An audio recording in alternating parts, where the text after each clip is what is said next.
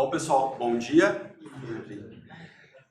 Vamos para a nossa primeira aula de fato da disciplina de gerência e aplicações em redes, das duas disciplinas, da disciplina da pós-graduação.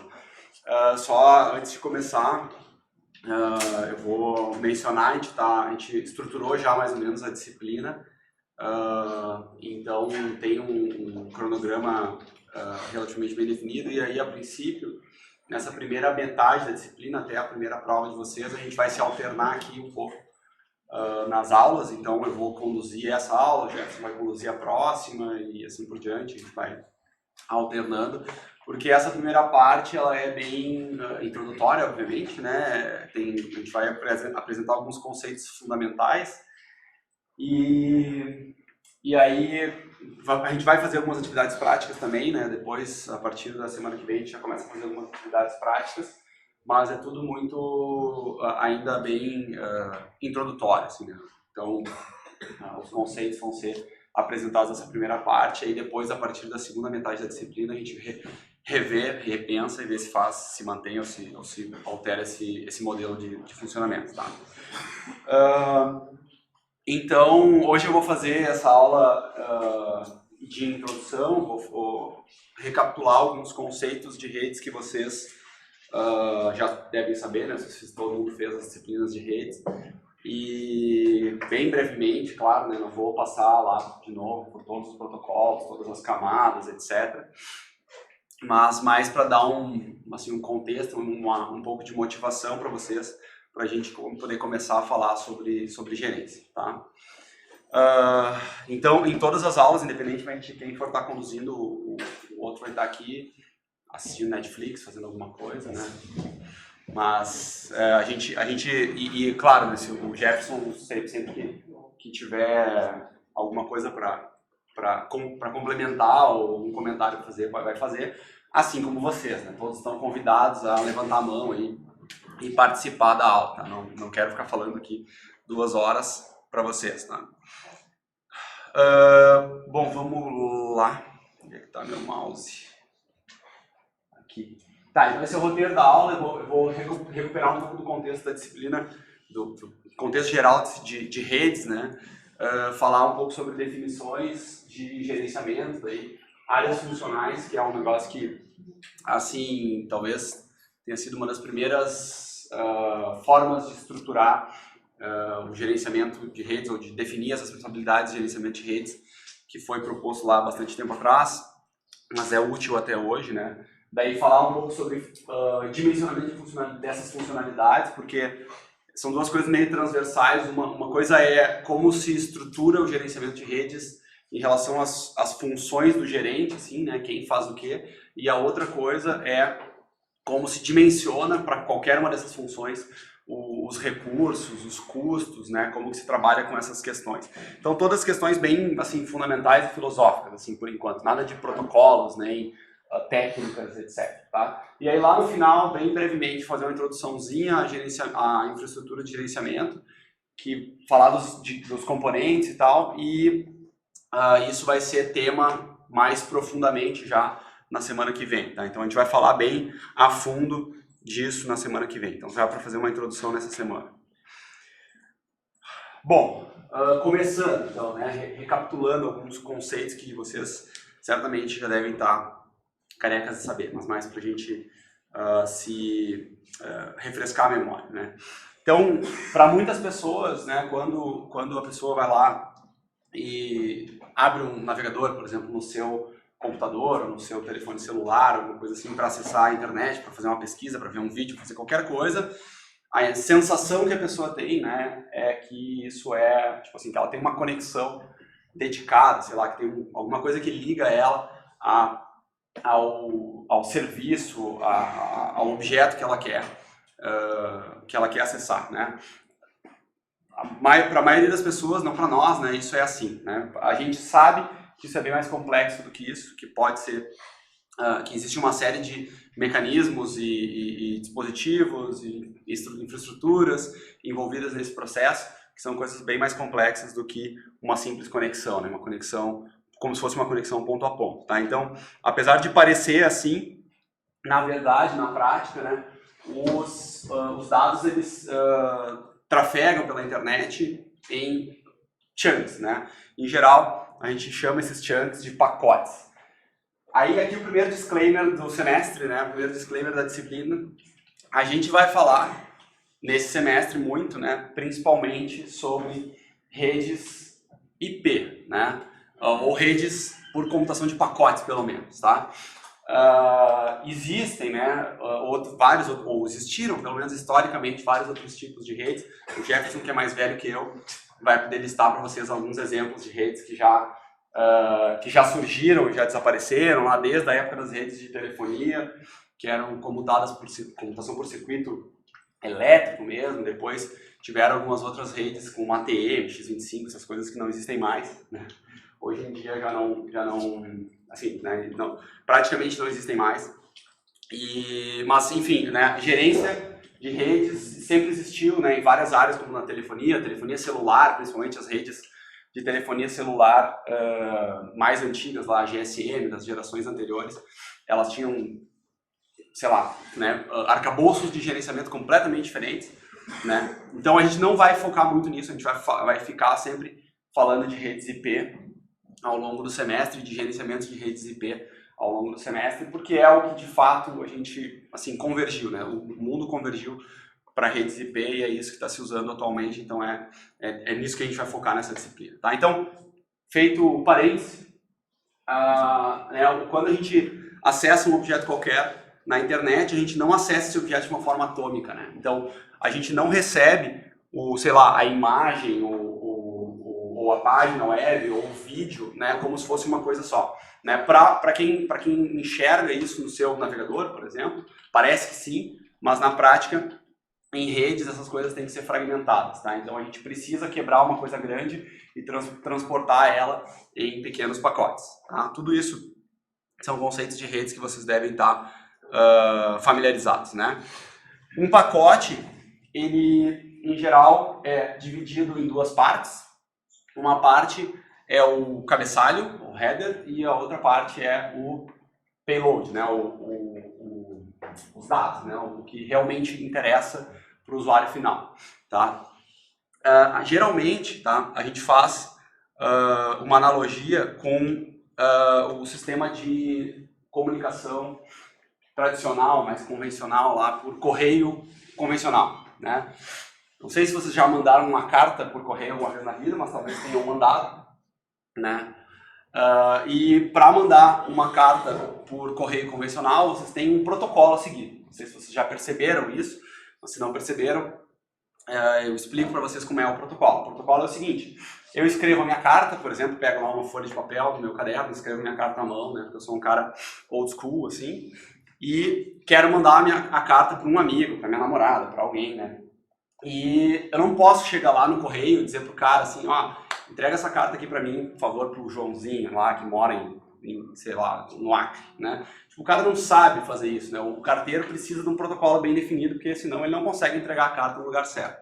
Como é que é o protocolo, né? O protocolo é o seguinte: tu pega a tua carta, bota num envelope, escreve o endereço do destino de um lado do envelope, o endereço da origem do outro lado do envelope. Tem um lado certo do envelope, eu não sei qual é, mas tem um lado certo, perguntem pro carteiro que ele vai dizer para vocês. Então tem um lado do envelope onde vai o endereço de destino, tem um lado do envelope onde vai o endereço de origem. Se vocês botarem errado, o correio não entrega, tá? E dentro do envelope vocês botam, fecham, colam, né, com uma colinha que eles têm lá disponível, o conteúdo da carta que vocês querem mandar. O envelope, ele é overhead, né? O envelope é só transtorno para nós, né? Porque tu não quer mandar um envelope para outra pessoa, tu quer mandar o conteúdo, né? Mas tu precisa do protocolo, tu precisa do envelope, tu precisa colocar os dados corretos. O CEP do correio é um bom exemplo de sistema de roteamento, né? Então vocês devem perceber, já devem ter percebido que o CEP de vocês, por exemplo, o prefixo do CEP identifica a região onde vocês estão. Então aqui nessa região, por exemplo, os CEPs são 90 ou 91 em geral. Se vocês querem mandar lá para, sei lá, para São Paulo, para Curitiba, para, sei lá, para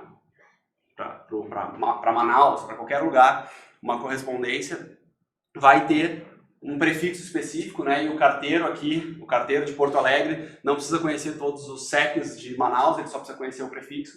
para saber que ele tem que entregar a carta no centro regional e o centro regional vai entregar a carta no centro de distribuição nacional. É um sistema hierárquico, né? Então, nem todo mundo precisa conhecer tudo, as pessoas só precisam conhecer os prefixos para saber para onde mandar as cartas corretamente.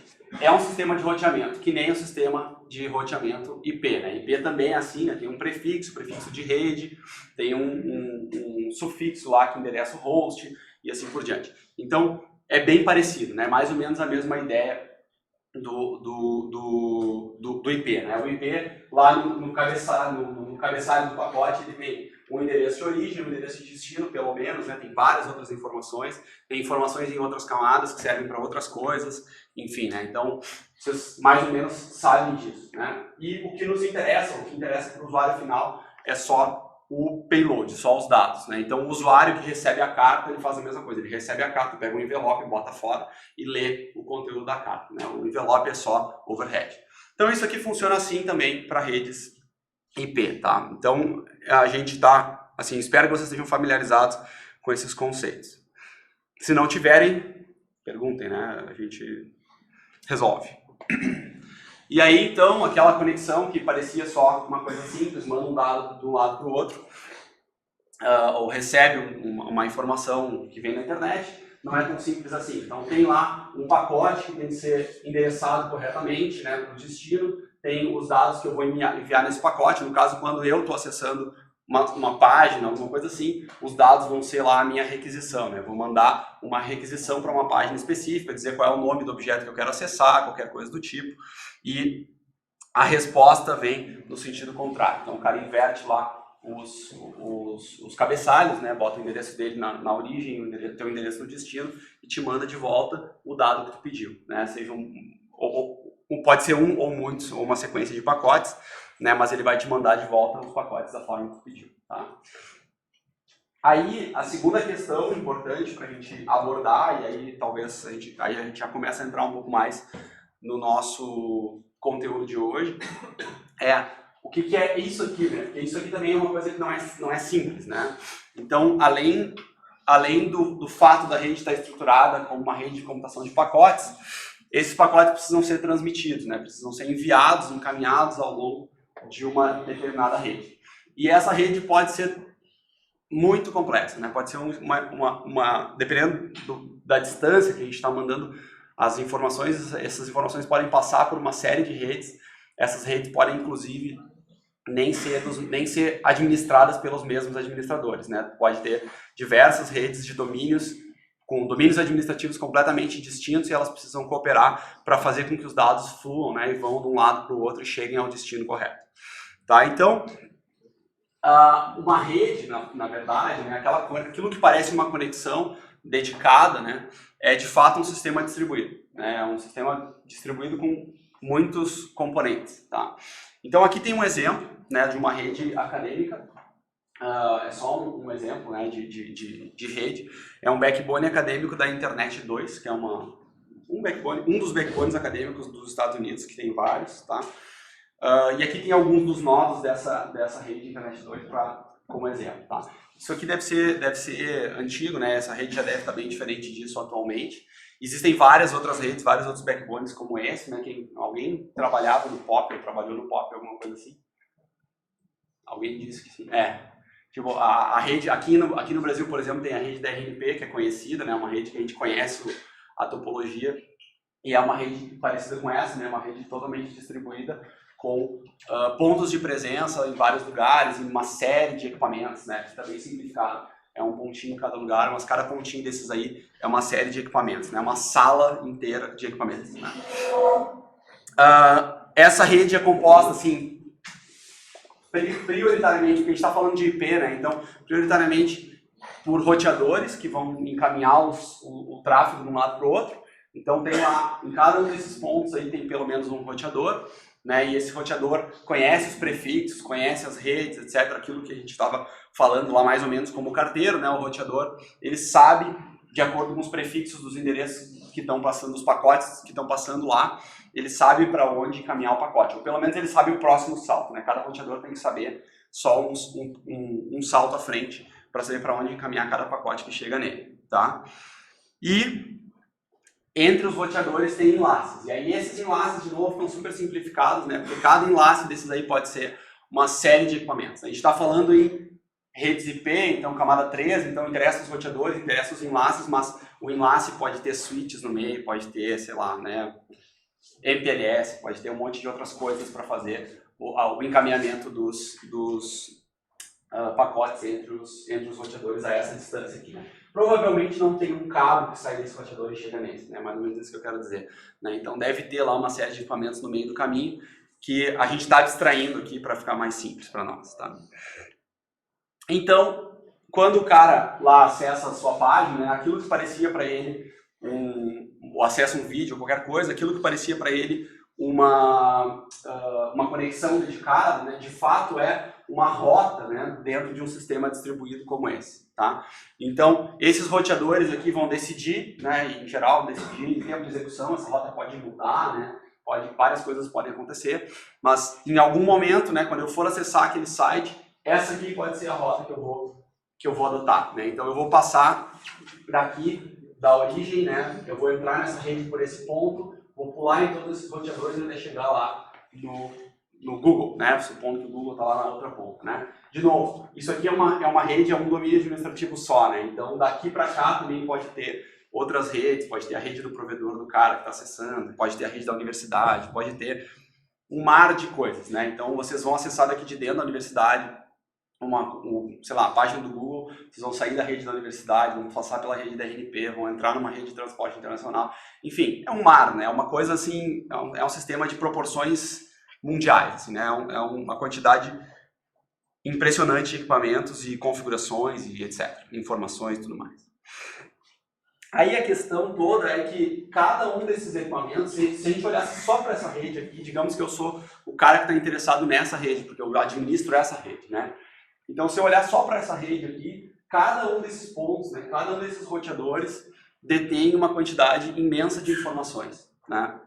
Então, eles vão ter lá as suas tabelas de roteamento, eles vão ter as informações relacionadas ao roteamento que eles fazem. Então, quantas vezes uma rota foi usada, quantos pacotes passaram por uma determinada interface, enfim, uma série de informações que podem ser úteis e podem indicar certas coisas, né? Certas situações na rede que eu gostaria de saber identificar e gerenciar eventualmente, né? Então imaginem lá que o cara digitou lá www.google.com para acessar o site do Google e fazer uma pesquisa na internet. Vocês estão aqui fazendo isso no laboratório e deu assim, a página não pode ser exibida, ou sei lá, o servidor demorou para responder, ou sei lá, qualquer outra coisa, né? Conexão com a internet não está funcionando, né? Uma mensagem qualquer para ti como usuário final, né? E aí tu liga para o administrador da rede e diz assim, ó, cara, não estou conseguindo acessar esse site. Como é que o cara acha, nesse mar de informações, aonde é que foi o problema, né? Aonde é que parou? Onde é que o teu tráfego parou, né? Será que o problema é a tua máquina? Será que o problema é esse roteador ou qualquer um dos outros? Será que é alguma rota? Será que é um problema lógico? Será que é um link que caiu? Será que... Enfim, né? É uma quantidade de possibilidades, assim como o sistema é grande, complexo, cheio de componentes e variáveis e etc. A quantidade de possibilidades para detectar um problema também é imensa, né? E alguém precisa fazer esse negócio funcionar, né? Alguém tem que fazer esse sistema funcionar o tempo todo. E, em geral, vocês, né, sabem que as redes funcionam, não são que nem os bancos que desligam que fecham as portas às 5 da tarde, né? Redes funcionam 100% do tempo, né? 24 horas por dia, 7 dias por semana, né? Então, esse tipo de sistema aqui tem que estar funcionando a todo momento, né? E a gente tem que ter alguém que cuide disso, né? Essa pessoa é o gerente de redes, né? A pessoa que administra isso aqui é o gerente de redes. E é sobre isso que a gente vai falar ao longo de todo o semestre, sobre o papel desse cara aqui, né? Como fazer para manter esse sistema funcionando, tá? Essa é talvez a pergunta que o gerente de redes faz todo dia de manhã quando acorda, né? Como é que eu faço para manter minha rede funcionando, tá? E funcionando não significa só funcionando para o gasto, né? Significa funcionando bem, né? Então, funcionando com desempenho, etc, etc. Então, tem uma série de preocupações aí que estão relacionadas a isso, tá? Tudo bem até aí? Nenhuma novidade, né? Beleza. Vamos para definições, tá? Começando pela parte mais burocrática, tá? Então, o que é gerenciamento de redes? Assim, a definição talvez mais clássica, acho que essa definição está lá nos documentos da CNMP, alguma coisa assim, é que redes é o ato de iniciar, monitorar, modificar as operações das funções primárias da rede. E aí, tem uma série de palavras-chave importantes, tá? A primeira delas eu acho que é iniciar, tá? Então, o que significa iniciar uma rede, né? Então, no início dos tempos lá, não existia uma rede, né? Eu não tinha, aqui nessa universidade não tinha uma rede, né? Então, alguém precisou iniciar essa rede. Isso significa instalar os equipamentos, botar os equipamentos no lugar, configurar as coisas, conectar os cabos, etc. Isso também é parte da gerência da rede, né? Ou seja, o cara precisa, existe, né, uma série de responsabilidades e de preocupações que se tem em tempo de instalação da rede, né? O projeto da rede é algo que tem que ser muito bem pensado. A gente tem que dimensionar a rede adequadamente, né? A gente tem que comprar os equipamentos corretos, a gente tem que ligar as coisas do jeito certo, a gente tem que pensar sobre as configurações que a gente vai fazer para que as coisas funcionem da melhor forma possível. Tudo isso antes mesmo de ter uma rede. Então, antes de comprar qualquer dispositivo de rede, o gerente da rede lá já precisa começar a pensar em como que ele vai fazer para iniciar essa rede, né? Então, a primeira preocupação do gerenciamento de redes é essa, né? Uma rede bem projetada para expansão, etc, etc, é uma rede que tem uma boa chance de funcionar no futuro, tá? Depois, a segunda, digamos assim, preocupação do gerente de redes é monitorar uma rede. Então, dado que tu tem uma rede, tu precisa necessariamente, talvez a parte mais vital do gerenciamento de redes é o monitoramento. Porque se tu não monitora, tu não faz mais nada, né? Então, não tem como gerenciar uma rede sem monitorar, tá? É aquilo que eu estava falando antes, né? Imagina que deu um problema naquela rede lá no backbone da Internet 2, o cara está tentando acessar alguma coisa, não funcionou, o cara ligou para o gerente da rede lá para o suporte e disse, ó, não estou conseguindo acessar esse site, né? Como é que o cara vai descobrir que ninguém vai entrar no console roteador por roteador e ver se as interfaces estão up ou down? Ninguém vai entrar num console do roteador por roteador e ver se a memória do roteador não está estourada, se o roteador não está consumindo 100% de CPU. Ninguém vai fazer isso, é impossível, né? Para uma rede de tamanho pequeno ou médio já não dá, né? Para uma rede grande nem se fala, né? Então, se a gente não tiver um bom sistema de monitoramento, com alarmes, etc, etc, nem começa, né? Não tem nem por onde começar a gerenciar uma rede, tá? E a outra coisa é modificações. Então, modificar significa, né, fazer mudanças na rede. A gente poderia dizer assim, né, a rede está funcionando, não mexe, né, tipo, poderia, mas não é assim que funciona, né, em redes, acho que em todas as áreas em geral isso acontece, mas em redes em particular, a rede é um sistema vivo, assim, né, não tem como gerenciar uma rede por, sei lá, dependendo do tamanho da rede, obviamente, mas não tem como gerenciar uma rede de grande porte sem fazer modificações, talvez, diárias ou semanais. Todo dia o cara vai mexer numa configuração, vai trocar uma coisinha, vai adicionar vai colocar mais capacidade em algum lugar da rede que está precisando, porque é natural, o crescimento da demanda é natural. Então as pessoas consomem cada vez mais dados, etc. As aplicações consomem cada vez mais dados. Então a gente está fadado a passar a vida mudando a rede. Não tem o que fazer, né? A rede tem que estar em constante evolução.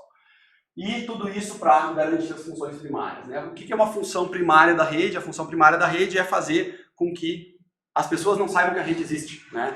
O ideal é que a pessoa que acessa, nem lá no começo, no primeiro slide a gente falou, a pessoa que acessa um determinado site não faz ideia do trabalho que dá para fazer aquele site chegar no computador dela, né? E é isso que, em geral, a gente tenta fazer, né? A rede está lá para não atrapalhar, né? Ela não está lá para fazer alguma coisa muito extraordinária, né? Ela tem que fazer as aplicações funcionarem, os usuários ficarem satisfeitos e ninguém ligar para o suporte, basicamente, né? Então, é isso que a gente tem que fazer no dia a dia. Tudo bem? Tudo bem? Tudo bem?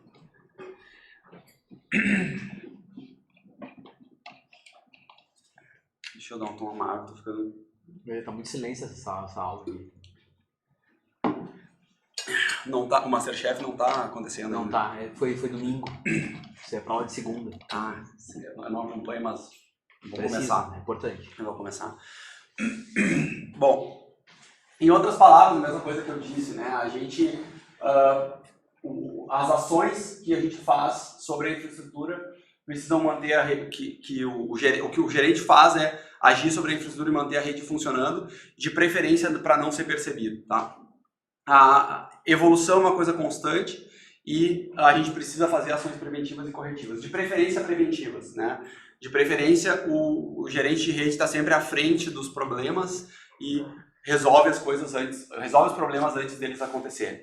Às vezes eles são inevitáveis, né? Às vezes os caras roubam os cabos, às vezes, né? Tem coisas que não dá muito, não depende do gerente resolver, mas em geral a gente trabalha com ações preventivas, né? Se tu sabe que os caras vão roubar os cabos, tu bota, sei lá, uma redundância, alguma coisa assim, né? E se tu sabe que um link vai ficar sobrecarregado porque tu tá vendo no gráfico, tu vai lá e amplia antes dele ficar sobrecarregado. Então tem uma série de ações que o gerente da rede pode fazer antes do problema acontecer, tá? Alguns desafios para a gente se motivar, se vocês não estão suficientemente motivados para os nossos problemas, né?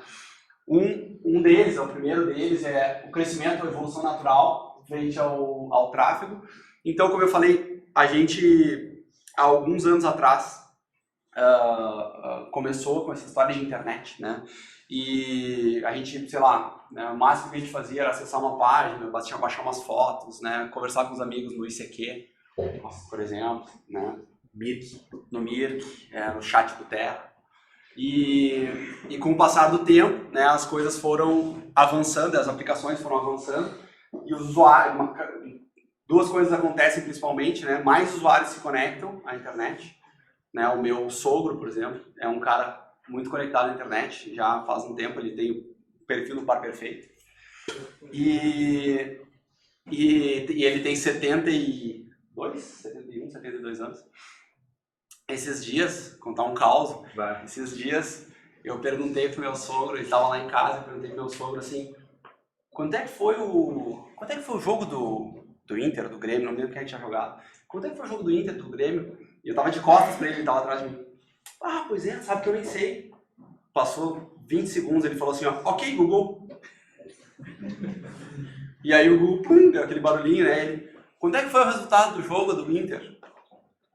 O resultado do jogo do Inter foi 1-0, eu disse, meu Deus do céu, tipo, a que ponto chegamos, né? Tipo, as pessoas estão assim, é isso mesmo, né?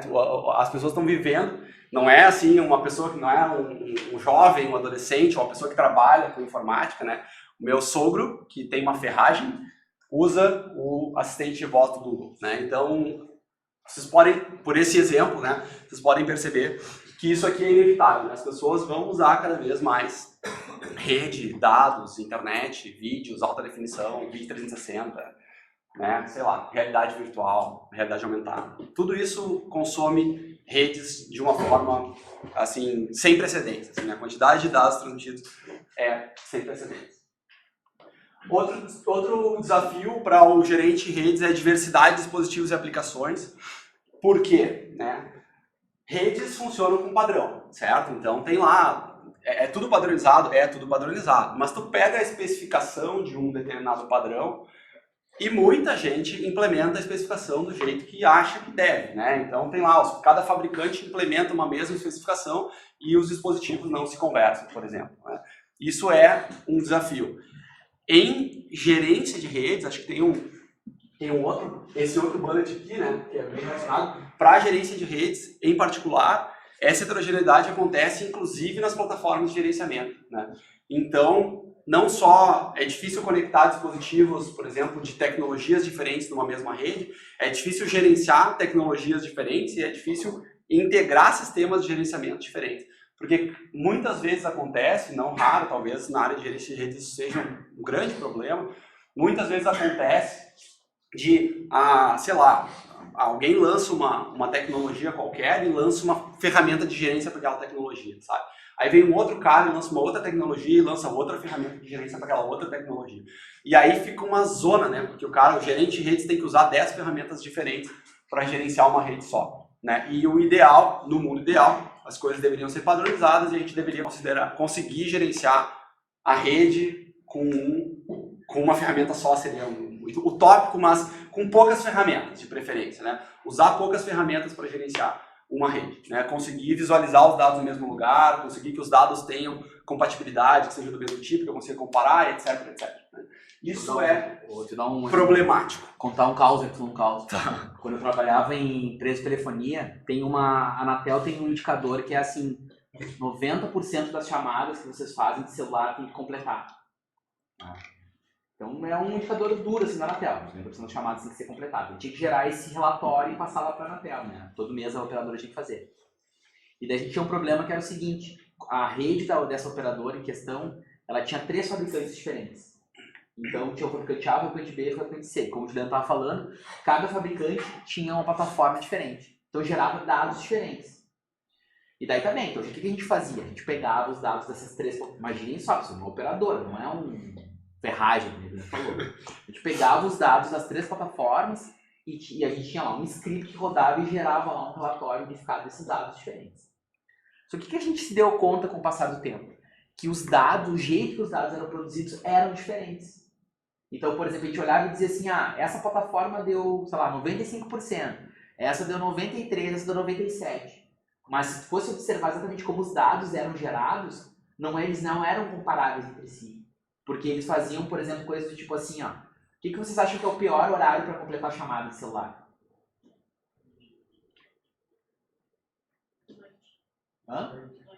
Geralmente é de noite, especialmente ali nas 6 horas, 7 horas, que é o horário de maior movimento.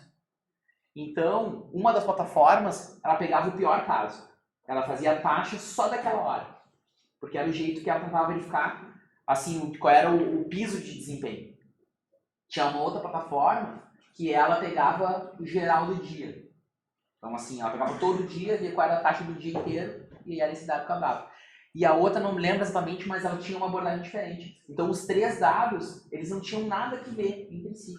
E daí a gente tinha que pegar esses 3 dados e unificar eles em uma resposta única lá para a tela. Que era, obviamente, pouco representativo do que acontecia na prática. Então, a gente dizia lá, completou, sei lá, 93% das chamadas. Mas isso aí era um número, assim, místico que aparecia, né? E era um problema que nessa época, lá nos operadores, a gente nunca conseguiu resolver. Não tinha o que fazer. Por causa dessa questão, que além do que eu acho que depois a gente vai falar quando a gente falando de plataformas, né? Então, assim, desses sistemas de gerenciamento, era que assim, elas eram fechadas. Então, a gente só sabia que era calculado. Assim, não tinha como lá e alterar o método de cálculo. E daí a gente tentou depois gambiarras para resolver isso mais pra frente. Assim. A gente vai falar sobre isso mais pra frente na disciplina. É muito comumente... Grandes operadoras usam plataformas fechadas, né? Que são as que, assim, o fabricante garante que funcionam lá, né? A gente, não em redes, não diria redes menores, mas muita gente que gerencia redes assim mais, que nem assim, nós aqui na universidade, assim, o cara gerencia redes com plataformas abertas, tipo as operadoras grandes em geral compram lá da Nokia, sei lá, junto com os equipamentos que eles compram para as estações radiobase, etc., vem um sistema de gerenciamento que custa milhões. Assim. É que é uma venda casada, né? Vocês compram telecom, isso é bem comum. Tu vai lá e compra uma rede lá para uma determinada operadora. E daí a operadora diz para ti assim, o vendedor, né? Ele diz assim, vou te dar de presente essa plataforma de gerenciamento. Tu compra e tu nem precisa, tem aqui junto. Claro que é uma compra absurda lá de valor de equipamento. Mas quando ele te vende isso, ele te aprisiona além da prisão do equipamento, ele te aprisiona em software e em dados. Porque ele está dentro de um software que só ele... Enfim, eu quero outras funcionalidades, você tem que comprar dele. Se eu quero fazer um relatório, tem que ser dele. E além de tudo, como os dados de são fechados também, tu não tem o que fazer. Às vezes até para exportar, para tentar um outro formato e gerar alguma outra coisa, é complicado. É isso.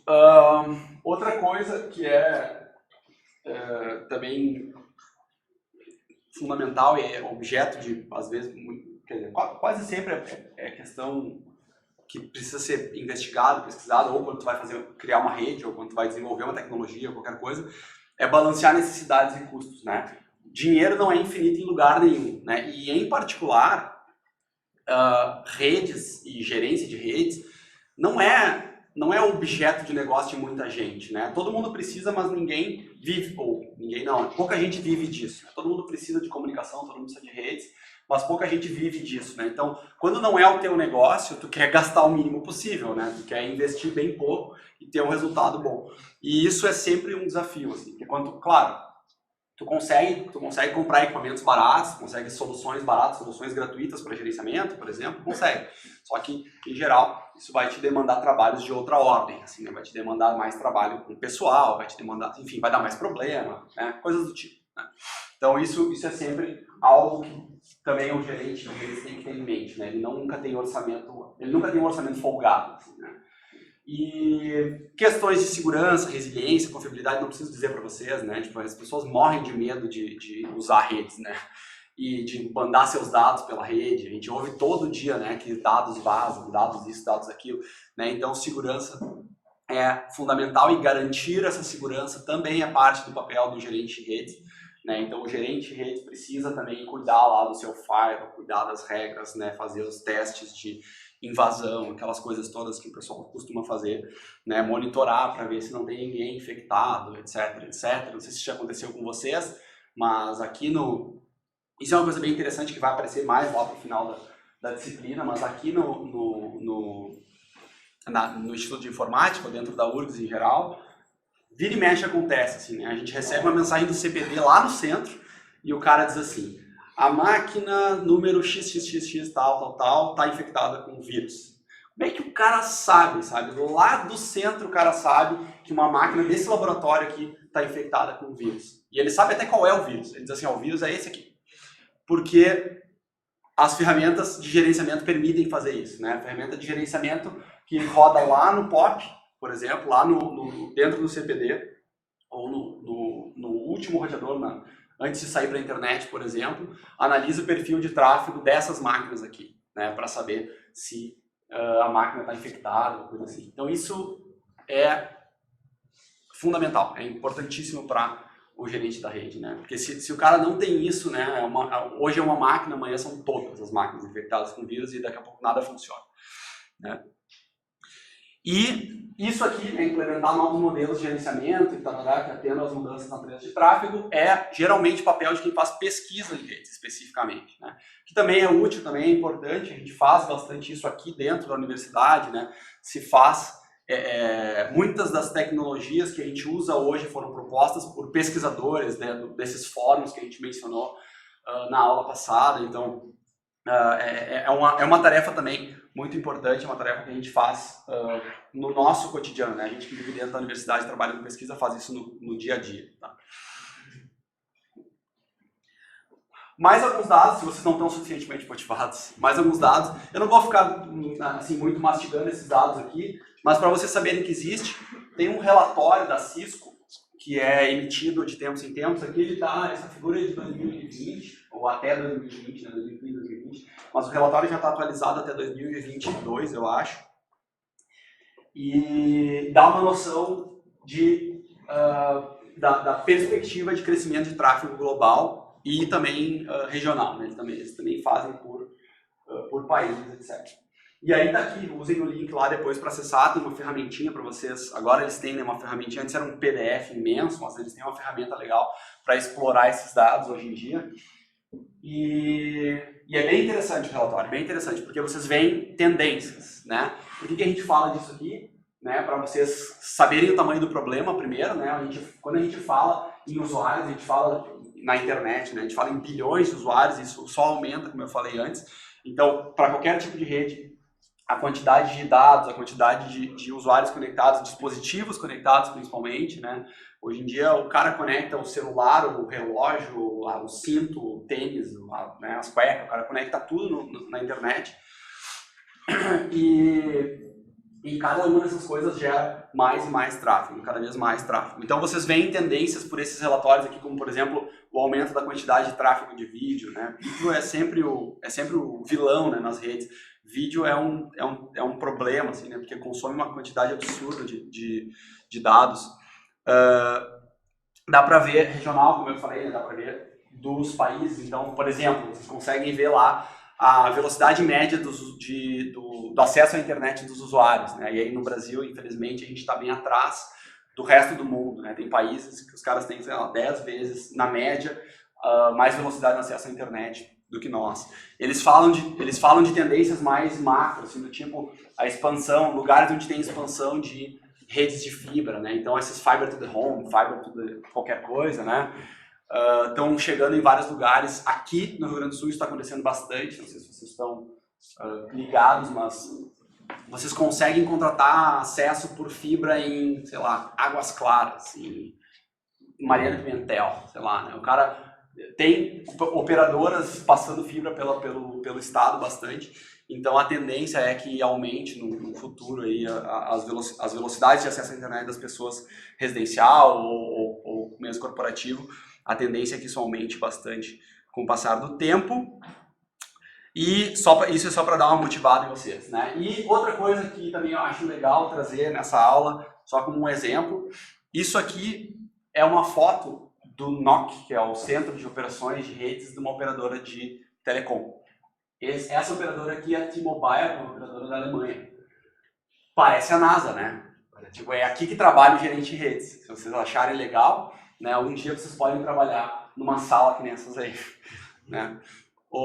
Não, só para vocês terem noção, a gente está fazendo só uma introdução e falando de coisas assim mais elementares, não estamos entrando em tecnologias, nem técnicas, nem nada, mas só para vocês terem noção do tamanho do problema, né? Tipo, não é assim, vou gerenciar uma redezinha lá com switch, uns roteadores e tal, não, é uma coisa desse tipo aqui que os caras gerenciam, sabe? Então, requer times, responsabilidades, coordenação, organização, telas gigantescas, né? Ferramentas com inteligência artificial, hoje em dia tem muito, né? Ferramentas com inteligência artificial para gerar relatórios mais precisos, mais interessantes, sei lá, né? Big Data, análise de dados, todo tipo de disciplina, acho que daria para dizer que, assim... Visualização, né? A parte de gráficos, né? Exato. São muitos dados, o cara precisa trabalhar em visualizar e focar no que é essencial, né? Ter visões macro, visões micro, enfim... É um negócio, assim, praticamente todas as disciplinas da universidade servem para isso aqui, né? Servem para vocês, em algum momento, gerenciarem uma rede, né? Fazerem ferramentas ou desenvolverem tecnologias para gerenciar redes, tá? Então, eu acho isso muito legal, não sei se vocês acham, mas eu acho isso aqui muito legal. Então, eu gostaria de compartilhar com vocês. Tudo bem? Opa, vim para o lado errado. Tudo certo? Estão motivados? Acham que gerência é legal? Não? Tudo bem. Dá tempo de mudar ainda, de pegar outra disciplina? Ainda dá, porque ainda tá no período de caminho. Acho que dá. Se o cara pedir com carinho lá na secretaria, eles deixam. Bom, ninguém levantou e foi embora, então eu acho que estamos bem, né? Segue a vida.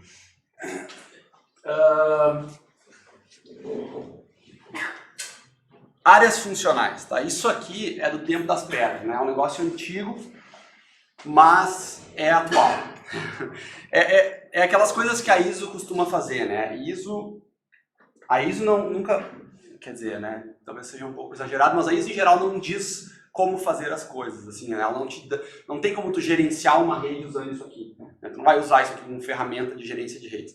Mas como estrutura, como organização, é legal. Assim, é um negócio que se usa muito e, em geral, é assim que se divide até hoje as responsabilidades em departamentos ou times de gerenciamento de redes, tá? Como acho que dá para usar como analogia, vocês devem lembrar da cadeira de redes do modelo OSI. Lembra do modelo OSI? O modelo OSI ele não é implementado na prática, mas ele como um suporte mais teórico, assim, pedagógico, ele é bacana para nós. Esse modelo é parecido, assim. Exato. Dá para encaixar praticamente tudo que a gente faz em redes dentro de uma dessas áreas funcionais, em gerenciamento de redes, encaixa dentro de uma dessas áreas funcionais. A fronteira, às vezes, é nebulosa, né? As fronteiras, às vezes, entre o que é otimização de desempenho, o que é configuração, é nebulosa, por exemplo, né? O que é segurança e o que é gerenciamento de falhas é nebuloso. Então, às vezes vocês vão encontrar problemas entre times, assim, se você tem um time para cada uma dessas coisas, né, numa rede grande, às vezes vocês vão encontrar problemas que vão estar entre dois times, vão ter que coordenar dois times ou três, enfim, né? Mas, em geral, se vocês olharem como se subdivide um grande departamento, por exemplo, para gerenciar uma grande rede, em geral, os caras subdividem usando mais ou menos essas áreas aqui, tá? O que são essas áreas funcionais? São 5 áreas definidas lá pelo modelo OSI, né? Tem uma ISO lá, que eu não sei o número, mas se vocês procurarem, vocês vão achar, que divide em gerenciamento de redes, em gerenciamento de falhas, gerenciamento de configuração, gerenciamento de contabilização, que é esse accounting ali, gerenciamento de desempenho e gerenciamento de segurança. O que é gerenciar falhas, né? Então, está escrito aqui, né? Registrar, detectar, responder a condições de falhas ou normalidades na rede. Então, resumidamente, é isso, né? Quando alguma coisa não funciona adequadamente, não está dentro do funcionamento normal, ou é considerado um funcionamento anormal da rede, quem responde é o responsável, o time responsável por gerenciamento de falhas, tá? Às vezes, essas falhas podem ser transitórias, às vezes elas podem ser permanentes, às vezes elas podem ser físicas, às vezes elas podem ser lógicas. É sempre difícil de detectar. Falha é um negócio difícil de detectar, né? Sempre é um grande desafio detectar aonde exatamente a falha ocorreu, ou se aquela falha que tu detectou não é decorrência de uma outra falha que aconteceu em algum outro lugar, correlação de falhas. Tem, assim, isso aqui, bom, área de tolerância a falhas, lá pesquisa isso loucamente há anos, né? Então, existe muito campo para pesquisar e para, né, implementar isso aqui em redes, existem muitas oportunidades, muitos desafios, né? Então, o administrador de redes tem que responder coisas como, por exemplo, quem avisar quando o enlace cai, né? Ou alguma coisa do tipo, né? Como configurar a trap correta para avisar o cara correto quando alguma coisa falha, né? Para chegar e resolver o problema o mais rápido possível. Como é que nós estamos de tempo? Tem tempo, né? 11h22. Contabilização, essa talvez seja menos gerenciamento, a área funcional de gerenciamento menos natural para nós, né? Em geral, a gente não convive muito com isso, né? Porque quem faz contabilização de redes, né? Geralmente é quem cobra por uso de redes, né? Então, sei lá, operadoras operadoras fazem contabilização aos montes, né? Que nem o Jefferson estava falando. Se o teu usuário, vocês têm um plano de dados no telefone celular de vocês, imagina, todo mundo tem um telefone celular, todo mundo tem um plano de dados. Atualmente as pessoas até sabem qual é o seu plano de dados, né? No passado já existia isso e as pessoas nem sabiam. Mas como é que a operadora sabe que o teu plano de dados ainda não esgotou, ou se ele já esgotou, né? E muitas vezes vocês entram lá na internet, por exemplo, no extrato de vocês sabem assim quantos dados vocês consumiram até hoje, por exemplo, né? Pelo sistema de contabilização da operadora. Isso é uma coisa mais complexa do que parece, né? Porque como é que contabiliza o consumo de dados do cara, né? Tu pode contabilizar, por exemplo, só para dar exemplos, assim, né? Tu pode contabilizar o consumo de dados do usuário pela antena que ele está conectado, se for um telefone celular. Então tu vai dizer assim, o cara está se comunicando com a antena ali e está consumindo dados dessa ordem, né? Tu pode contabilizar os dados do usuário na saída para a internet, por exemplo. Né? Então eu só vou contabilizar o que o cara usou de internet da minha rede para fora, não vou contabilizar o que ele usou dentro da rede. Então essas decisões e coisas desse tipo, né, são parte das regras do negócio em si, né, porque tu vai assinar um contrato em geral para depois poder contabilizar o uso dos seus usuários, mas são coisas que o gerente de redes tem que se preocupar, né? O gerente tem que gerar esses relatórios e ele tem que fazer com que as regras de contabilidade sejam respeitadas, né? Tem uma discussão atual que é bacana dessa área, que é assim, interessante, que é a questão... Vocês já ouviram o termo neutralidade da rede? Tá, tem toda uma filosofia em relação a isso, por exemplo, quando o cara diz assim, chegam lá e assinam um plano, operadora tal, Facebook, Twitter, WhatsApp de graça. Então significa, isso é uma questão literalmente de contabilização. Então os dados que vocês trafegarem para aquelas aplicações não vão ser tarifados. E daí se discute assim, tá, mas tem esses caras que não são tarifados, a tua rede não é mais neutra então. Vocês concordam com isso? Ninguém discorda dessa afirmativa? Talvez tenha um Ninguém discorda disso? Que bom, gente. Então essa turma é boa, Juliana. Vai dar certo esse semestre aqui. Eu achei que ia ter um que ia dizer que não, mas não tem. Não, falando sério. Essa é algo que eu concordo com vocês, tá? Pra mim, se fizer isso, não tem a neutralidade foi impactada. Mas existe uma corrente de pensamento que diz assim, não, mas eu dei de graça pro cara. Então, se eu dei isso para ele, né, eu dei esse plus a mais para ele, eu não estou impactando negativamente em nada. Existe uma corrente de pensamento desse tipo, que é totalmente ligado com o que a gente chama de alocação de acesso privilegiado a recursos.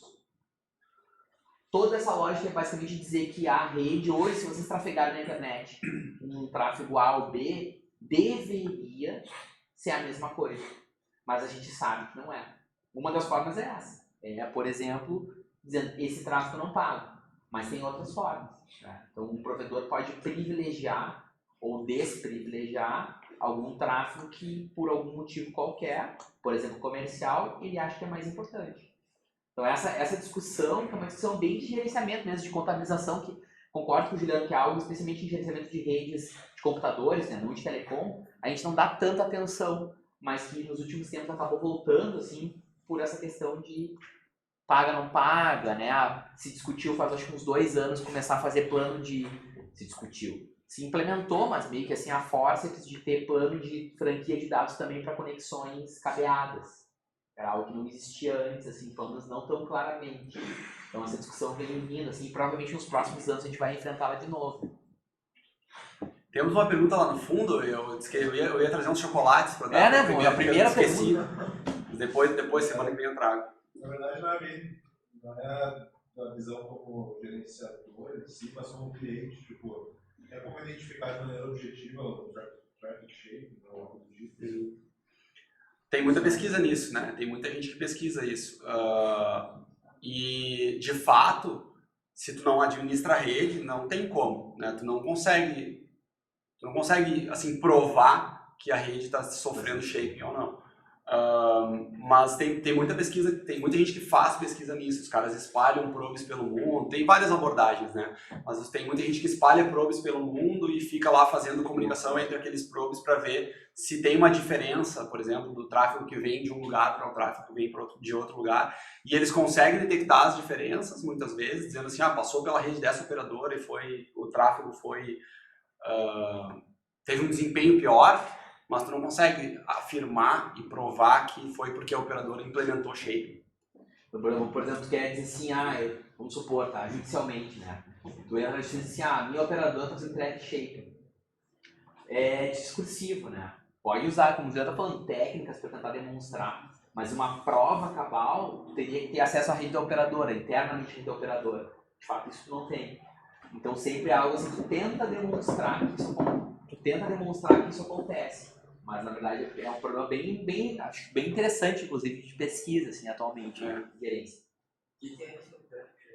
Traffic shaping é quando, por exemplo, vamos supor lá, a net, que tem aqui, isso é uma suspeita, né? Sei lá, algumas pessoas acham que isso acontece, né? Não, eu não estou dizendo isso, só um exemplo. Eu nunca diria. Uma operadora X em Porto Alegre, por exemplo, comercializa TV a cabo. E aí os caras cobram para tu assistir TV. E aí vem uma outra operadora, como por exemplo, sei lá, Netflix, que tem uma mesma programação, digamos assim, né, uma programação concorrente, e ela oferece esse serviço sobre a internet. Só que quem é que te fornece internet em casa? É a própria operadora da TV a cabo. Então, tipo, a operadora da TV a cabo pode chegar lá no roteador dela e dizer assim, esse tráfego que vai para essa empresa X, que é minha concorrente, tu desprioriza. Você entrega, mas entrega quando der. Assim, se não der, não entrega, sabe? E aí o tráfego vai ter menos prioridade em relação ao restante do tráfego. E aí o que vai acontecer, né? Na prática, tu vai tentar assistir teu videozinho lá na internet, não vai conseguir, tu vai ficar de cara e vai cancelar o teu serviço porque não funciona direito. E, na verdade, não é que não funciona direito, né? É a tua operadora que está fazendo uma... Eu fui visitar nessas férias da fui visitar minha mãe, que mora no interior. Ela tem a net, né? Cara, eu não conseguia acessar nada que fosse muito diferente, assim. Uma pesquisa mais customizada. Eu entrava no Netflix e funcionava. Sim. Eles estão... Eu entrava numa página, se era uma página, assim, gringa, uma coisa mais específica. cara, o negócio não carregava. Eu não sei se é um problema de cache ou de... Eles estão mais Só essa amiguinhos vantagem agora, do né? cache também, Eles estão oferecendo junto agora os É. pacotes. Então, o que acontece, por exemplo, assim, aí, sei lá, a Net cansou de brigar com o Netflix, vamos supor. Vamos supor que isso fosse verdade, né? Eu não sei se isso acontecia, acho que não, talvez sim, mas nunca a gente nunca vai saber. Vamos supor que fosse verdade. Então, a Net cansou de brigar com o Netflix, disse assim, quer saber, vamos fazer o seguinte, vamos vender casado agora. A gente vende, agora tu ganha uma assinatura do Netflix ou coisa assim, quando assina a Net. E aí o que eles fazem? Eles pegam lá e ao invés de brigar com o Netflix, porque gera uma quantidade de tráfego gigantesca, eles botam um servidor de cache Netflix local. E aí o tráfego do Netflix nunca mais vai sair da rede da Net. Então não faz mais diferença para eles se tu está acessando Netflix ou qualquer outra coisa. Mas aí gera um outro, só dois comentários sobre isso. Daí gera um outro problema que é o seguinte, daí o cara quer usar a Amazon. Daí tu vai dizer assim, bom, a rede da Net é boa para usar o Netflix, mas não é boa para um outro concorrente, por exemplo. Google, eu tem eu Google achei que era um Vídeos, né? cache, alguma coisa assim, que eles... Que o YouTube também funcionava Eles bem, têm, sabe? às vezes, alguns É uma caches. questão deles ter mais usuários da rede, aí, tipo, eles venderem mais contas usando cache, sabe? Tipo, o cache eu vou suportar mais usuários. Exato, tudo. Eu achei que era mais nessa onda, sabe? O problema é que assim, existe um conflito de interesse, né? Essa questão, nesse caso específico de dos operadores tipo a Net com Netflix, companhia, eles têm essa questão. Então, assim, eles podem ter tanto encarar o Netflix como alguém que é um concorrente deles em distribuição de mídia, mas também alguém que as pessoas assinam a Net para ver o Netflix. Então, elas estão sempre em estratégias que dependem dessas duas questões. Faz alguns anos tinha se proposto uma legislação no Brasil que não tinha que evitava que isso acontecesse. Então, se tu é provedor de conexão, tu não é provedor de conteúdo. Mas não pegou essa lei. Não, é uma coisa bem nossa, né? E não pegou certo isso, né? E aí meio que morreu. Mas esse problema, pessoal, é um problema mundial, tá? Então, os Estados Unidos têm o mesmo problema. A Comcast, nos Estados Unidos, também brigou uma época na Netflix com essa questão de priorização ou não priorização da rede. Só pra gente não dizer que traffic shape é um negócio assim do demônio, uma coisa do mal, assim, às vezes é um negócio necessário. Tem uma redezinha lá que oferece num lugar pequenininho lá, uma redezinha só para as pessoas poderem ter alguma conectividade. Daí chega um cara lá e resolve assim, leva o computador deles e assim, vou atualizar meu Steam aqui nessa rede. Que é um torrent lá bem barra pesado. Ele acaba com a rede. Daí, bom, a gente pode então fazer assim, cada endereço individualmente tem uma limitação de banda, por exemplo, para que todo mundo mais ou menos consiga usar a rede. Então, o traffic shaping é um negócio, vamos dizer assim, é uma técnica que ela pode ser usada para, vamos dizer assim, para vários... Pro bem ou pro mal. Pro bem e pro mal. Vários cenários diferentes, né? Então, assim, se usada de uma forma, como é que eu posso dizer assim, ética, ela pode ser uma técnica bem importante. De fato, é muito difícil de uma rede que tem um número grande de usuários que não tem alguma forma de traffic shaping para evitar esses usos assim, mais brutos. Porque, na verdade, a gente consegue hoje com essas técnicas tipo torrent fazer com que a rede extrair muito da rede com as nossas conexões. E as nossas conexões hoje em dia, mesmo sem fio, são conexões muito rápidas em comparação com o backbone da rede. Eu queria fazer uma pergunta meio ingênua. Aqui não tem pergunta, gente, não tem pergunta ingênua, não tem pergunta, pode fazer pergunta que você Eu quiser. tinha um professor que dizia que é melhor fazer uma pergunta idiota do que ficar com uma dúvida idiota. Tá, mas nesse caso que ele comentou agora da mãe dele, não poderia, a gente tá confundindo por causa de CDN? Tipo, por exemplo, o YouTube tem alguma CDN lá perto e tá mais rápido, e a gente acha que tem alguma vantagem. Fala. Não, tudo pode, né? A gente... Isso é sempre problemático, né? Como a internet é uma rede que não pertence a ninguém, assim, a internet global não pertence a uma pessoa, a uma instituição, e ela é assim de propósito, né? Ela é para ser totalmente distribuída, foi concebida dessa forma e tem que ser mantida assim. De fato, sempre quando tu tá falando de algum domínio que não é teu, tu não é um administrador, tu tá fazendo suposições. Então, tipo, quando tu chega lá e diz assim, o CC Netflix foi ótimo, se outra coisa foi ruim, sei lá por quê, né? A gente tá chutando aqui, né? Mas provavelmente é alguma coisa assim. Ou que nem, sei lá, tem muita coisa que é entregue pela Akamai. A Akamai tá no mundo inteiro. A Akamai é uma CDN gigantesca, né? A Akamai tá no mundo inteiro. E aí, tudo que é entregue pela Akamai, em geral, é mais rápido. Mas, tipo, tem lugares onde não tem, ou tem lugares onde tu nem sabe se é entregue ou se não é. Então é muito difícil, é tudo suposição. A gente tá chutando, na verdade. Vamos seguindo na ingenuidade, tá, pessoal? Pode voltar ali nos slides da Internet 2. Pessoal, a gente vai viajar um pouco na maionese agora, assim, tá? Tá. Se vocês acharem assim, que tá muita viagem, vocês avisem, tá?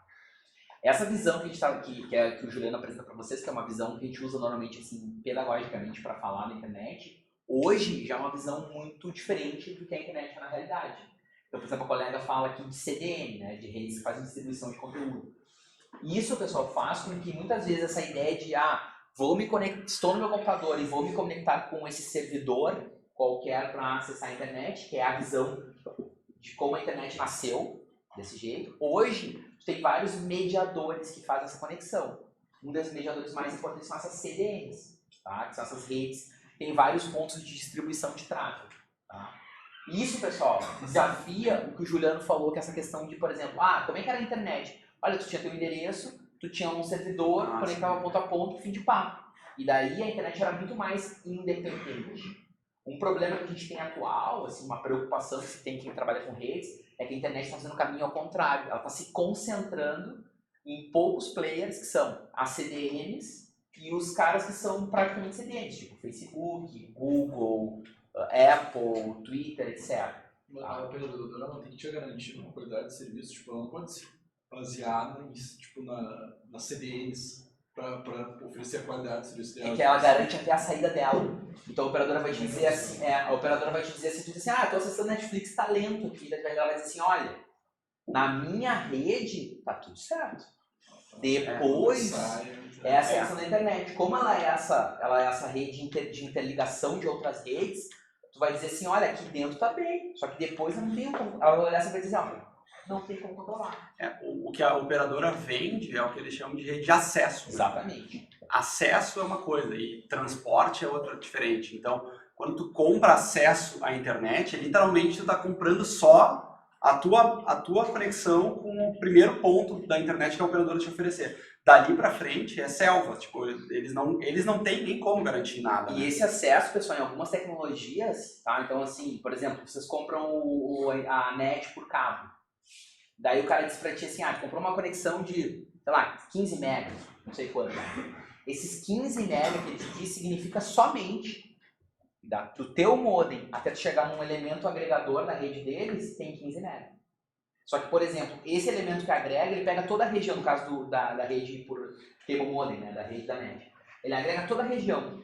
Então, se tu tiver uma região que tem muitos usuários, a tendência é que tu tenha afunila, um gargalo. Um gargalo já nesse primeiro ponto. Então tu nem entrou verdadeiramente na rede do operador, tu ainda tá na rua e tu já tá com congestionamento. Isso é um lugar muito, muito carregado, vamos dizer assim. Eu acho que a gente vai falar desse tópico, tem algum lugar aqui, acho que é em desempenho. Tem um negócio né? que tem um negócio que chama SLA, né?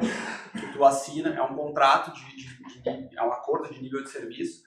Tu assina com a operadora. Todo mundo assina um SLA quando contrata internet, né? ADSL, fibra, qualquer coisa, né? Tu tem um contrato que tem um SLA, que diz lá quanto que a operadora garante do teu acesso, inclusive. Então, por exemplo, para acesso residencial, os SLAs são coisas do tipo assim, os caras garantem 5%, 10%. Isso também foi alvo de legislação há algum tempo atrás, né? 10% de um período, né? É. Te garante que pode ter no mínimo tanto por tanto tempo. Então tem umas regras que eles colocam lá nos teus SLAs. Operadoras que fazem garantias, por exemplo, tipo, se tu tem 100% de banda garantida no teu link de acesso, mesmo assim é no link de acesso, né? Não é para internet, mesmo assim é no link de acesso, mas a operadora que garante 100% de banda no link de acesso, até o primeiro ponto fora para quem sai para internet, ela cobra tipo 10, 20 vezes mais do que tu paga no teu acesso residencial. Então, tipo, os preços, existe, né? Esse tipo de conexão existe, em geral, para clientes corporativos, mas é caríssimo, é absurdamente caro. Para nós, para pessoas comuns, não vale a pena. Assim, então, as pessoas normais não contratam esse tipo de serviço. Mas existe. E existe todo tipo de SLA, isso é uma coisa curiosa também, que a gente está contando causos, né? Eu trabalhei numa consultoria há um tempo atrás, e para uma empresa grande, que fornece rede, constrói rede no estado todo. E aí eles subcontratam uma operadora para fazer o transporte, né? Porque os caras não vão passar cabo, etc. Então eles subcontratam uma operadora. E o contrato deles é em nível estadual. E aí tem todos os SLAs, os caras dizem assim, o link de tantos megabits por segundo tem tantos % de disponibilidade, 99,9999% de disponibilidade, tu tem que responder a falhas quando o link cai em menos de 4 horas, 6 horas, eram umas coisas bem estritas, assim, requisitos bem estritos. Então o cara tinha que restabelecer o acesso muito rápido, etc. Além disso, no contrato SLA, eles previam os tempos e prazos para instalação de circuitos. Então, o cara dizia assim, eu vou contratar contigo, sei lá, 500 circuitos no estado todo. Mas o cara não vai instalar 500 circuitos num dia. Né? Então, o cara vai pedindo. Ele diz assim, agora eu quero um circuito em Antagora, agora eu quero um circuito em, sei lá, Palmital. Né? O cara ia pedindo lá, cidades e os pontos lá, o endereço, e dizia assim, eu quero um circuito aqui, quero um circuito lá. A operadora tinha por SLA 30 dias, eu acho, para instalar o circuito. Se ela não instalasse o circuito, ela tinha uma multa. Então a operadora pagava uma multa se ela não conseguisse instalar o circuito. E aquilo me chamou a atenção. E o que eu achei mais curioso é que o cara ainda me disse assim, e tu sabe que tem vezes que eu peço para eles instalarem o circuito lá em, sei lá, qualquer cidadezinha no interior, e a operadora faz a conta. E ela diz assim, olha só, eu vou gastar tanto para passar um cabo até lá e tal, e lá nessa cidade não tem muita perspectiva de crescimento, etc. Não vou instalar. A operadora se recusa e diz assim, eu pago a multa do contrato. Então protege os dois lados, né? Esse que é o negócio legal, interessante no SLA, é que ele protege os dois lados. A operadora diz assim, olha, eu pago a multa, mas não instalo esse circuito porque para mim vai custar mais caro do que chegar lá com acesso. Então, esse tipo de contrato é bem complexo, existe, né? Eles estão lá, tem várias coisas que dá para se colocar nesses contratos. E eles podem né, devem proteger as duas partes, né, para que tu consiga fornecer o serviço e depois estabelecer as questões que estão dentro ou fora do termo que foi assinado. Então isso vocês também têm, vocês têm um SLA quando vocês assinam uma internet residencial, por exemplo, né. Tudo isso que a gente está falando, vários desses pontos aqui a gente já tocou, né, qualidade de serviço, né, qualidade de serviço é um pouco isso, né, traffic shaping, né, eu vou priorizar certos tipos de tráfego em detrimento de outros, ou então tem várias que tem coisas como, por exemplo, assim, né, tem certos tipos de tráfego, como por exemplo tráfego de voz, que é um grande problema, porque tráfego de voz é bem pouquinho, né, em geral tu não precisa de uma grande conexão com a internet para fazer uma chamada de voz, né, seja por Skype ou por hoje em dia WhatsApp, qualquer conexãozinha que tu tiver com a internet é suficiente para enviar pacotes de voz. Só que esse tráfego concorre com tráfego pesado, tipo com torrent, com vídeo, com outros tipos de tráfego que são muito mais pesados. E aí, em geral, tráfego de voz é um tipo de tráfego que se tem priorização meio por padrão em qualquer rede. Assim. Então, aonde dá para priorizar tráfego de voz, os caras priorizam, porque senão não funciona. Então, qualidade de serviço faz esse tipo de coisa, gerenciar a qualidade de serviço é papel do gerente de redes, etc. Né? Então, tem uma série de preocupações aqui, coisas que tem que ser consideradas ao se gerenciar, nesse caso específico, o desempenho, né? A gente vai falar mais pra frente, pessoal, mas qualidade de serviço faz uns bons anos aí foi também uma moda de gerenciamento de redes. Então, quase toda a pesquisa de gerenciamento se centrou em qualidade de serviço. Mas com o passar do tempo, se percebeu que, às vezes, muito mais importante que a qualidade do serviço em si, é a qualidade da experiência que o usuário tem. Então, algumas vezes, existe o serviço tem um problema lá de diminuir a qualidade, mas tu usa técnicas que para o usuário final não fica tão evidente essa queda de qualidade. Daí você começou a falar em QoE, qualidade da experiência. E isso começou a introduzir outras questões em relação a como que o usuário ele se dá conta do comportamento da rede, vamos dizer assim. Então, mais para frente, a disciplina a gente vai falar um pouco sobre esses aspectos também. Né? Então, assim, nem sempre problema, uma falha, uma questão de desempenho, ela atinge o usuário. Mas aí tem técnicas que permitem que nós, como administradores da rede, conseguimos lidar com isso, às vezes mesmo em tempo real. Uma coisa que aconteceu, não sei se vocês perceberam essa mudança, mas de uns anos para cá, qualquer serviço de streaming, tipo YouTube, Netflix, qualquer serviço de streaming, os caras aumentaram radicalmente ou diminuíram radicalmente o tempo de espera para iniciar um streaming. Então, quando tu aperta o play lá no Netflix, no YouTube, em qualquer servidor, qualquer vídeo, os caras começam a tocar o vídeo o mais rápido possível. Isso é o objetivo em geral para vídeo, né? Falando especificamente de vídeo. Isso é qualidade de experiência, né?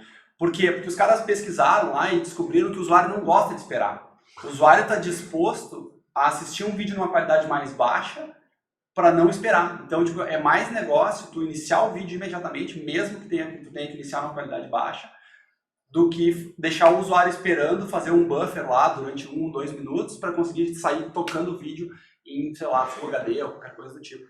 Então, tipo, isso é bem sutil, né? Vai meio contra o que se esperaria de qualidade de serviço em geral. Né? Qualidade de serviço seria entrega o vídeo na melhor qualidade possível, né? E aí se tu tem que bufferizar, bufferiza, não tem problema. Não é bem assim, né? O usuário é quem diz o que é qualidade, assim, né? Então, se tu vai lá e pergunta para o usuário do teu serviço o que ele quer, ele diz assim, não, eu prefiro que o vídeo comece mais rápido, porque eu não quero esperar.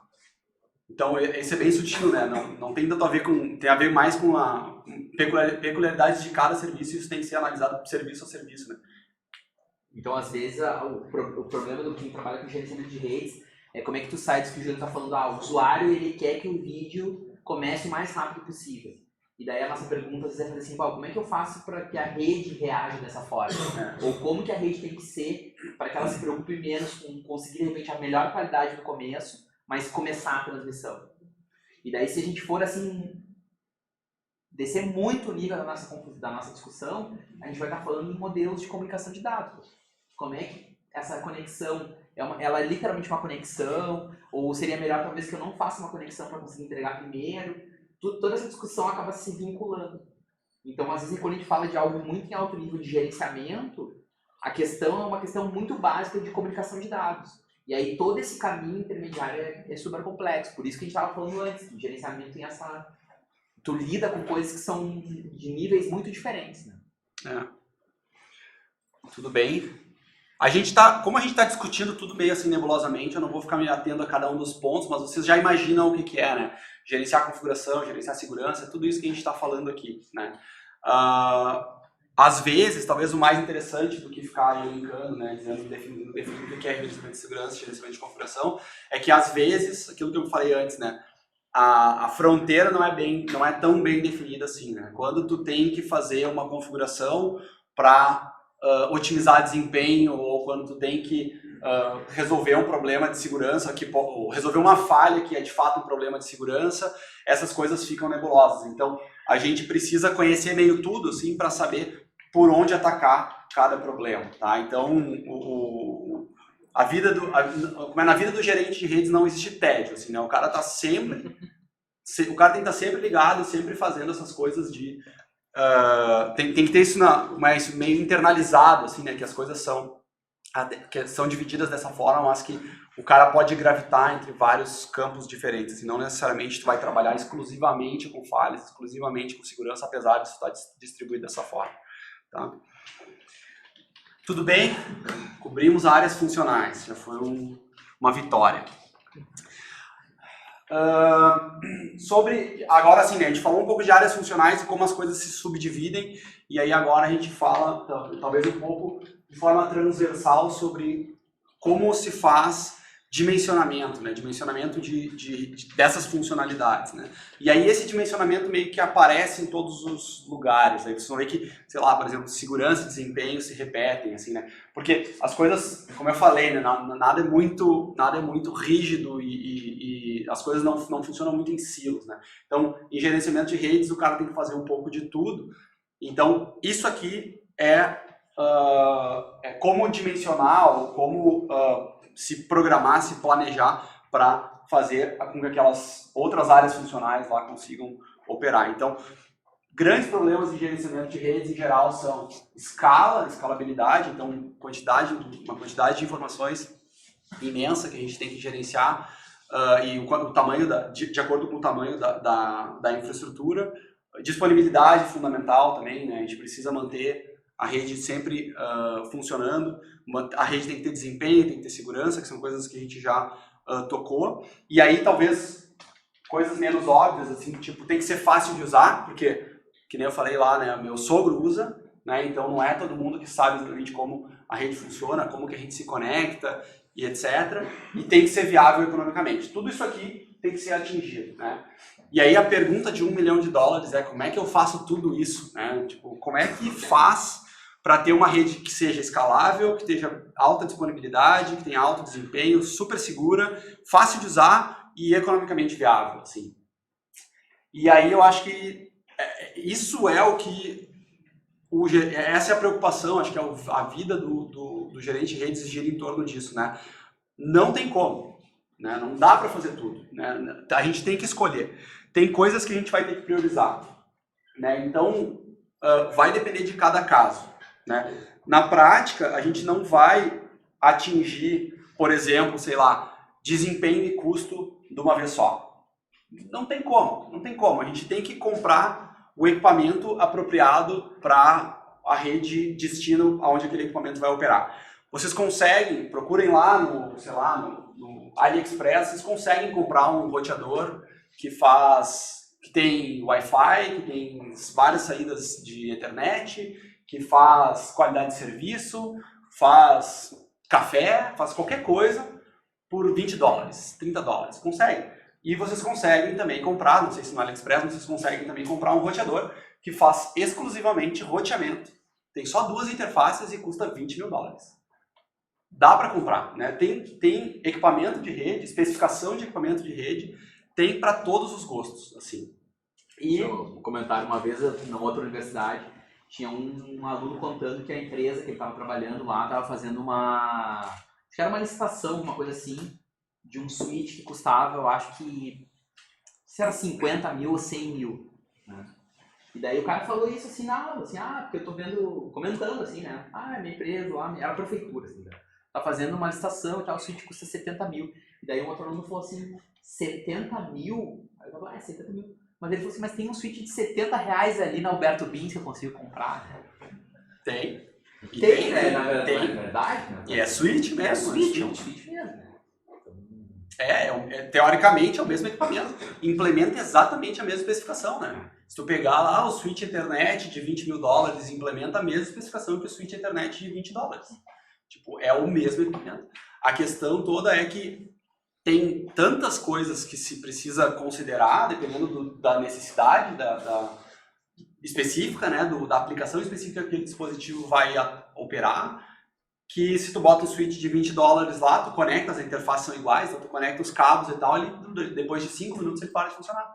Porque, sei lá, porque ele não tem memória suficiente, porque, né, enfim, ele não consegue comutar a quantidade de pacotes que entram pelas interfaces. Então, apesar de ser a mesma especificação, como eu falei, né, os fabricantes implementam todos a mesma especificação, cada um implementa de um jeito, assim, né, então o cara é capaz, as empresas são capazes de fazer switches com altíssimo desempenho, capacidade de encaminhamento de pacotes, sei lá, na ordem dos milhões, bilhões, trilhões por segundo, e outras empresas conseguem fazer switches simples, e os dois cumprem seu propósito, né? Os dois cumprem seu propósito. Se tu vai ter em casa para ligar o teu lan house, jogar um joguinho com teus amigos, beleza, sabe, compra um switch de 20 pila.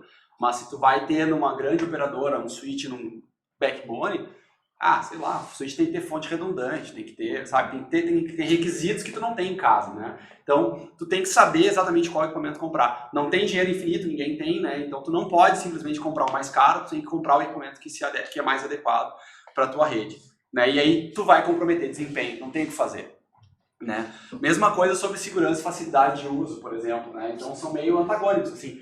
Tu vai dizer assim, tu consegue fazer um sistema seguro que reconhece íris e que tem autenticação em 20 fases e que o cara tem que fazer várias coisas, consegue, mas vai ser um parto pro cara acessar, né? Tipo, qualquer sistema desse tipo, tu não vai conseguir dar pro carinha lá que usa em casa sozinho, sem nenhum tipo de orientação. Então, não tem como não ter, tu tem um compromisso, tu tem que assim, abrir mão de uma coisa para ter outra, assim, não tem muito solução para tudo, assim, né? E outra coisa que também é uma peculiaridade é que quanto mais o sistema escala, mais difícil de gerenciar em geral ele é, né? Não tem como fugir disso, assim. É difícil gerenciar sistemas grandes. Quanto maior o sistema em escala, mais complexo ele fica. E é isso que o gerente tem que fazer, né? O gerente precisa considerar todas essas coisas quando está gerenciando a sua rede, tá? Então, elencar restrições, definir prioridades, etc. Então, se tu trabalha num banco, a gente estava falando desses exemplos agora, né? Mas se tu trabalha num banco, por exemplo, certamente tu vai querer mais segurança. Se tu trabalha numa ferragem, numa padaria, tu quer que o cara tenha facilidade, tu quer que o cara conecte facilmente na rede e use a rede sem muitas restrições. Então, isso é o dia a dia do gerente, tá? Tudo bem? Só filosofia, né? Não tá falando nada muito concreto, né? A última parte, só para fazer uma introdução para a gente continuar depois na próxima aula, na prática, então, né? Agora, o que a gente vai gerenciar e e de que forma, né? Então, claro, gerente de redes gerencia o quê? Redes, né? Portanto, gerencia dispositivos, enlaces de redes, certo? Roteadores, switches, a gente já falou de vários exemplos de dispositivos de rede aqui. Gerente de redes gerencia também aplicações e serviços de rede. Às vezes, né? Tem lugares onde isso se divide, né? Muitas vezes, quando tem uma empresa, quando tem uma rede muito grande, quando tem uma empresa grande, uma corporação grande qualquer, e essa corporação, por exemplo, opera uma rede muito grande, às vezes tu divide o gerenciamento de redes e o gerenciamento de sistemas em duas áreas completamente diferentes. Assim. Então tu vai ter um gerente de sistemas, ou um time de gerenciamento de sistemas, que é o cara que vai cuidar do servidor de e-mail, vai cuidar mais assim da parte de serviços, ou dos serviços corporativos às vezes, né? Às vezes vai cuidar do sistema da empresa, né? Coisas do tipo. Então o gerente de sistemas é um cara, gerente de redes é outro. Às vezes isso se mistura, né? Aqui, por exemplo, se pegar a nossa rede aqui da informática, né?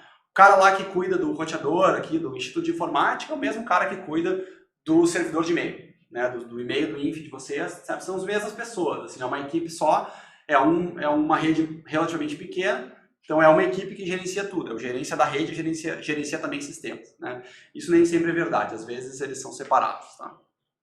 Então, basicamente, a gente poderia dizer que qualquer coisa ligada na rede é responsabilidade do gerente, tá? Até mesmo o dispositivo do usuário final. Em algum nível é responsabilidade do gerente. Tá?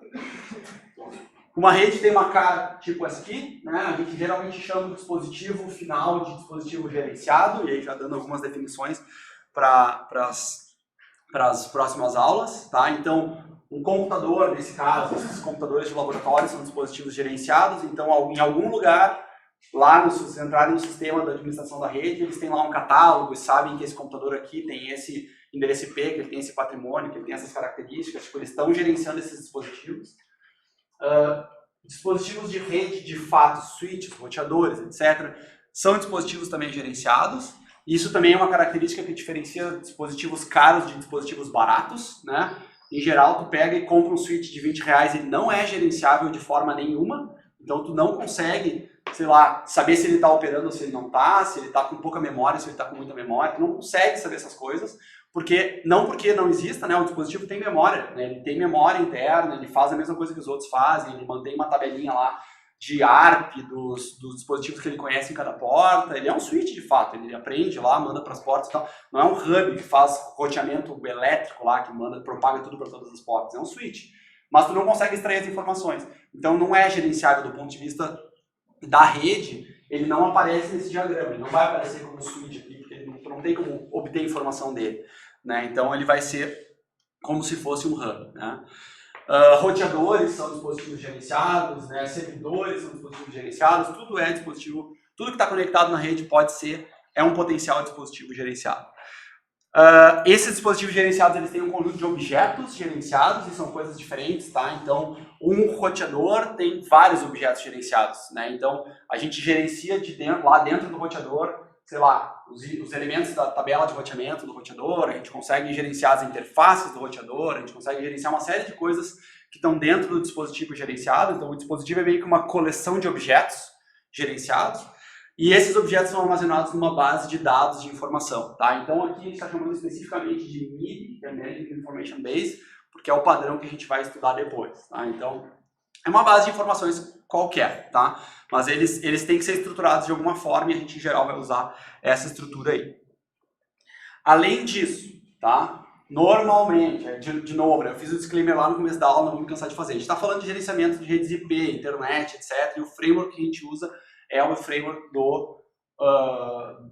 desse conjunto de tecnologias de redes aí, né? Que é basicamente as tecnologias do IETF lá. se define, em geral, como dispositivos gerenciados como agentes. Então, eu coloco dentro do dispositivo gerenciado um agente, que é uma peça de software lá, que vai ser responsável por manter informações ou me fornecer as informações que eu preciso sobre o dispositivo. E o dispositivo gerenciador, pelo menos um dispositivo tem que ser um dispositivo gerenciador. Esse cara, ele é o que a gente chama de gerente. Então, agente gerente é um modelo que a gente vai repetir isso aqui várias vezes, né? Vocês vão ver esse modelo de gerenciamento ao longo das próximas várias aulas, tá? Então, existem essas definições de papéis aí, por exemplo, todo o dispositivo, todos esses computadores aqui podem ter agente e um gerente lá na sala dos servidores lá gerencia todos eles, por exemplo, tá? Isso é software, tá, pessoal? Não é assim, implementação em software. Mesmo em dispositivos que tem hardware, firmware, etc., isso geralmente vem com uma implementação em software, tá? O agente, etc. E para que esses caras se comuniquem, tem que existir um protocolo, né? Então, poderia ser qualquer protocolo, a gente vai ver alguns exemplos de protocolos que seguem esse padrão, que fazem isso aqui, né? Ou seja, permitem que o gerente se comunique com os agentes. E aqui a gente está falando de um protocolo específico para gerenciamento, né? Então não é nenhum dos protocolos que a gente já viu, já estudou, né? Ele funciona sobre IP, funciona sobre, né, os protocolos que a gente está acostumado a tratar. Só que, em geral, se vocês olharem lá no OSI, isso aqui é a aplicação, né? Tipo, tá lá em cima, na última camada. Gerência de redes é considerada aplicação. Muita gente não. Tem um professor que diz que gerência de redes não é redes, né? Porque roda na camada de aplicação. Tipo assim, como assim, né? Redes tem que ser camada 3 para baixo. Assim, camada 3 já é alto nível, né? Tipo, tem que ser... Se é redes, tem que estar lá embaixo. Não é verdade não, né? É discutível. Eu acho que não é verdade. Assim, eu acho que gerência de redes é redes também, né? Apesar de a gente estar numa camada bem alta na pilha lá, se olharem lá na pilha do OSI, a gente está numa camada bem alta, tá? Mas enfim, os protocolos que a gente vai estudar de gerência de redes, eles rodam nas camadas superiores, tá? E é isso. Aí, dúvidas ou não? Se não, eu só queria dar os créditos, né? A gente usa o material que foi desenvolvido e está sendo aprimorado ao longo do tempo por vários professores. Então começou lá atrás com a Liane, depois os professores mais antigos, Luciano, Lisandro, etc., que já ministraram essa disciplina. E os alunos deles, que são esses aqui, daqui para cima são todos os que foram alunos desses primeiros que começaram a ministrar essa disciplina. Então, boa parte desse material é adaptado, né, de materiais anteriores, de outras versões dessa disciplina. Tá? Então, só para dizer então que na segunda-feira a gente tem mais uma aula ainda conceitual, e daí na quarta a gente tem nosso primeiro laboratório. Tá? Essa é a nossa programação aí para a próxima semana. Tá? Valeu!